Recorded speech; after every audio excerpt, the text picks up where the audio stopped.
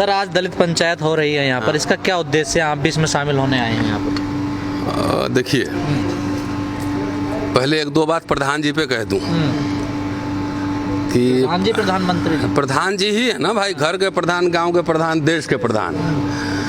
तो प्रधान जी जहाँ जहाँ सर झुकाते हैं समझ लीजिए उनको ठिकाने लगाते हैं। पहले गुरु जी के सामने सर झुकाए, उनको मार्गदर्शक मंडल में ठेल दिया। जब संसद में आए तो संसद के सामने सर झुकाए, तो उस संसद छोड़ के नया संसद ही बना रहे हैं। समझ रहे हैं बात? संविधान के सामने सर झुकाए, उनको बोले संविधान धर्म ग्रंथ है। और ये 26 नवंबर 2015 का भाषण देख लीजिए, पार्लियामेंट में बोला है उन्होंने। तो जहाँ सर झुकाए संविधान पे, तो संविधान के पन्ने धीरे धीरे गायब हो रहे हैं। ये कहने का क्या मतलब है? उन्होंने कहा कि रोहित बोमुला, मुझे दलित भाइयों को मत मारो, मुझे मार लो। उसके बाद देखो दलितों पर अत्याचार बढ़े, कम नहीं हुए। उसी तरह किसान भाइयों को उन्होंने कहा था जय जवान जय किसान।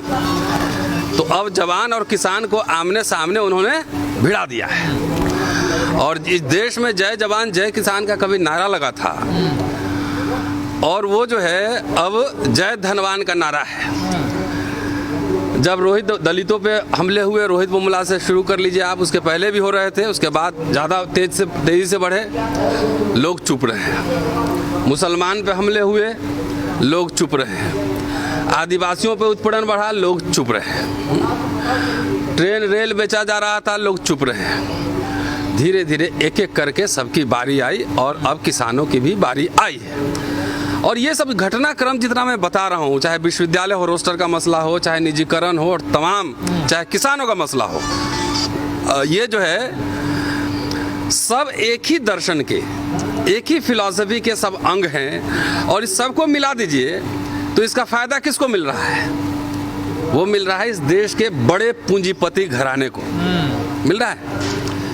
तो अब जो है, अब ये बात समझ में आ गई है। आज दलित पंचायत हो रहा है, और मैं किसान भाइयों से भी मैं आग्रह करूंगा कि आप जिस समय चुप थे उस समय लोग पे हमले हो रहे थे, और आज अब आप किसान का मसला है। दलित पंचायत किसानों के समर्थन में खड़ा है लगातार। आप जानते हैं कई बार हम लोगों ने बोला है, सवाल तो वही खड़ा होता है ना, आप तो किसानों के समर्थन में खड़े हैं, लेकिन जब कोई आप पे आफत आते तब तो किसान कोई बात नहीं आपके साथ। अब ये अगर चेन कॉज इफेक्ट देखेंगे तो कोई किसी के साथ खड़ा नहीं होगा। लेकिन एक ये भी बात है कि जब SC/ST एक्ट पर भारत बंद हुआ तो किसानों ने भारत बंद का विरोध नहीं किया। नोट कीजिएगा, चेतना एक दिन में नहीं बढ़ती है, धीरे धीरे बढ़ती है। तो इसीलिए कहने का मतलब है कि जो कि सबका रास्ता, सबका नहीं कहते सबका मालिक ए, तो इस देश सबका मालिक जो है जय धनवान, अडानी और अंबानी है, और उसका प्रभाव दुष्प्रभाव सारे लोगों पे पड़ रहा है। ये पहली बात। सर आप कह रहे हैं विरोध नहीं हुआ, लेकिन किसानों का जो एक बड़ा तबका है सर,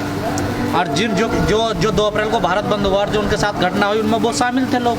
शामिल किसान नहीं, वो अपराधी लोग हैं, उससे खिलाफ सजा होती है ना, मुकदमे होते हैं ना।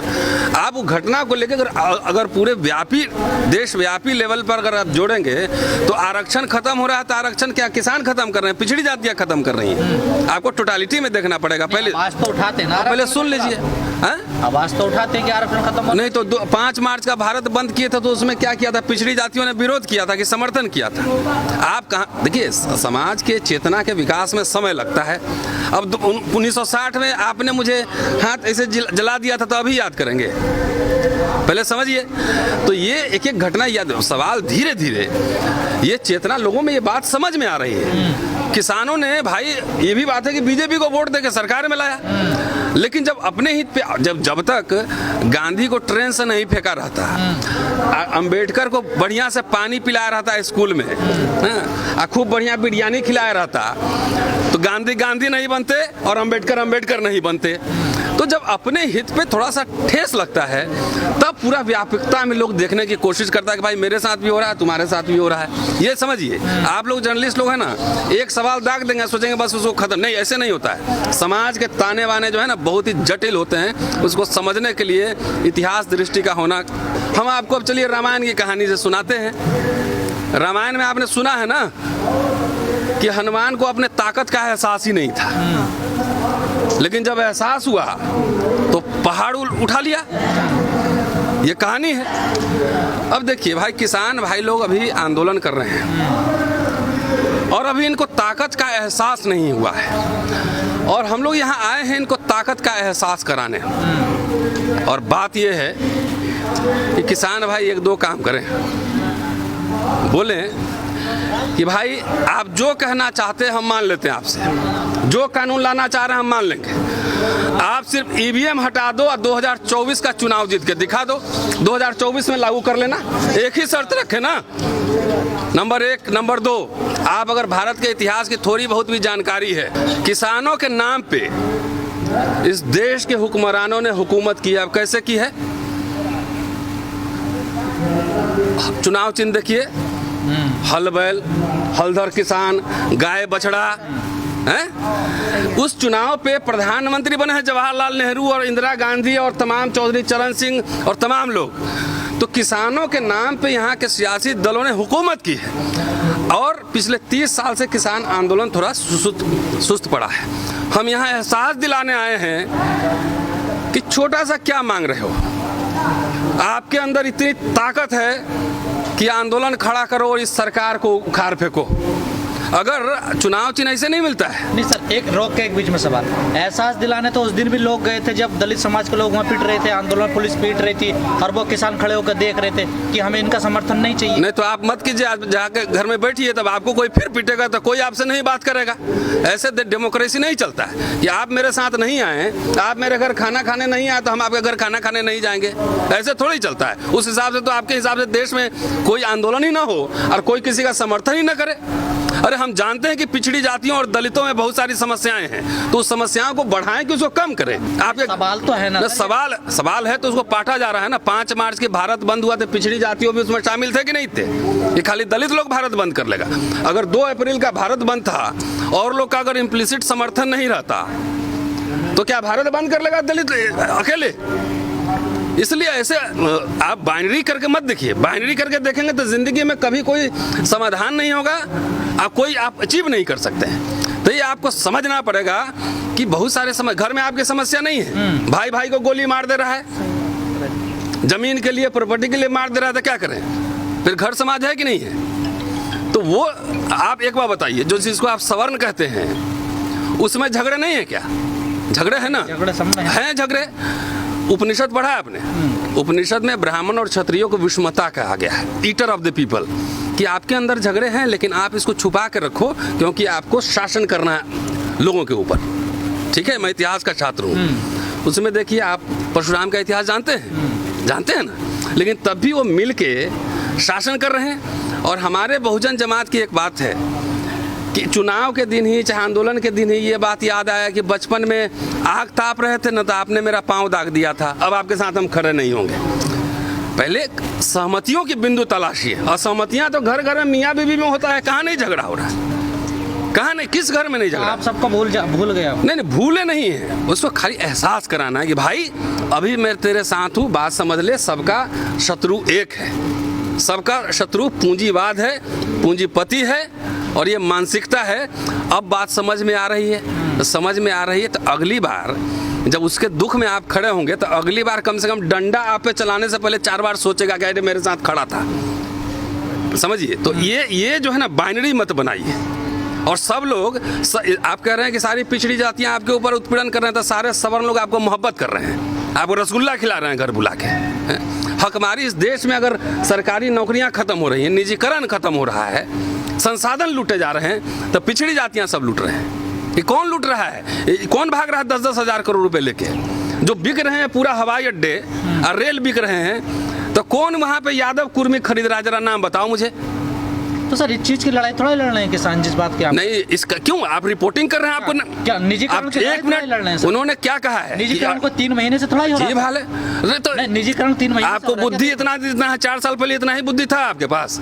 लोग जब लोगों का बढ़ता है, अनुभव बढ़ता है, उसके हिसाब से आदमी आगे बढ़ता है। आप पैदा हुए थे उसी दिन से माइक लेके पैदा हुए थे, बुद्धि नहीं थी उनमें। अरे समझ बढ़ती है, जब आपके ऊपर कष्ट आएगा तब आपको समझ में आएगा कि दूसरे का कष्ट भी क्या होता है। ये समझिए। तो किसान जातियाँ एक समृद्ध जातियाँ भी रही हैं, इसमें कोई दो राय नहीं है। दलितों के साथ उनके अंतर्विरोध भी रहे हैं, इसमें भी कोई दो राय नहीं है। लेकिन क्या अंतर्विरोध को आप बनाए रखना चाहते हैं? आप गोदी मीडिया से आपको एजेंट की तरह भेजा गया है क्या आपको? नहीं, आप जानते हैं कुछ कौन सी मीडिया से हम? नहीं, कौन सी मीडिया? सवाल आप ऐसे पूछ रहे हैं। हम कह रहे हैं कि आपके घर में भाई से आपका सब कुछ मोहब्बत चल रहा है, पड़ोसी से मोहब्बत चल रहा है, ससुराल में मोहब्बत चल रहा है। मोहब्बत से फिर सवाल वही है कि अभी अडानी अंबानी के बारे में भाषण दिया कि नहीं किसानों ने? तो अब समझ में आ रही तो अच्छी बात है, अब समझ में आई तो ठीक, जब समझ में आया तब आ जाओ साथ में। किसानों का एक बड़ा तबका है, 3 महीने से उनमें रिपोर्टिंग कर रहे हैं, कह रहे हैं एक ही काम गलत हुआ इस सरकार से बस। हाँ। ये कृषि कानून को और सारे काम बढ़िया करे उन्होंने। तो धीरे धीरे समझ में आ जाएगी ना। तो जय भारत माता की जय कह रहे हैं और तमाम राम मंदिर कर रहे हैं, लेकिन धीरे धीरे वही लोगों के खिलाफ, कौन ऐसा तबका है जो इनके खिलाफ आंदोलन नहीं किया? कौन ऐसा तबका है? तो वोट तो फिर भी देते हैं ना। तो दे रहे हैं तो अब धीरे, देखिए आप दे रहे हैं तो हम जाके आप घर में थोड़ी ही हाथ पकड़ के कहें कि आप मत दीजिएगा। ये धीरे धीरे देखिए एक पूरा जमात को ट्रेंड होने में आपके पास तो एक स्कूल कॉलेज नहीं है, तो जमात को ताने बाने समझने में वक्त लगता है। अब क्या करें, सब लोग अपना अलग अलग, इसका मतलब अडानी अंबानी और जितने यहाँ पे जो लीला वाले लोग हैं सब राज करेंगे।